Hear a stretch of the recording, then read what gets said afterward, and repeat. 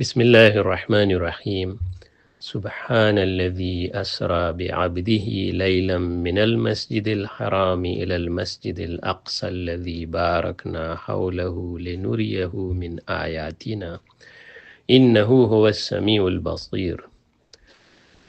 وہ ذات پاک ہے جو اپنے بندے محمد صلی اللہ علیہ وسلم کو رات کے وقت مسجد حرام یعنی کعبہ شریف سے مسجد اقصی یعنی بیت المقدس تک، جس کے آس پاس ہم نے برکتیں رکھی ہیں، وہاں لے گیا تاکہ ہم ان کو اپنے کچھ عجائبات قدرت دکھلا دیں۔ وہی اللہ سننے والا دیکھنے والا ہے۔ اسراء اور معراج کے واقعے میں بہت سے عجائبات ہیں۔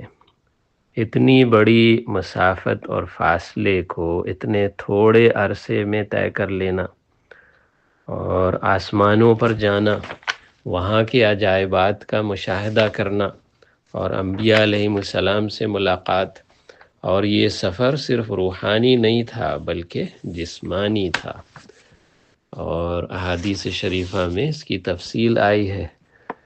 اور آپ صلی اللہ علیہ وسلم کے ساتھ جبرائیل علیہ السلام اور میکائیل علیہ السلام ہیں، اور مکہ مکرمہ سے بیت المقدس تک کا سفر براق پر ہوا، اور وہاں سے آسمانوں میں تشریف لے گئے۔ ہر آسمان کے فرشتوں نے حضور صلی اللہ علیہ وسلم کا استقبال کیا، اور ہر آسمان میں انبیاء علیہ السلام سے ملاقات ہوئی۔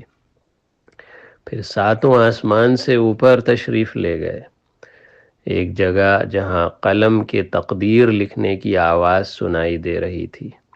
پھر آپ صلی اللہ علیہ وسلم نے سدرۃ المنتہا کو دیکھا اور بیت المعمور کو بھی دیکھا، اور حضور صلی اللہ علیہ وسلم نے جنت اور دوزخ کا معائنہ فرمایا، اور معراج کے واقعے پر اول 50 نمازیں فرض ہونے کا حکم ملا تھا، پھر کمی کر کے 5 نمازیں کر دی گئیں۔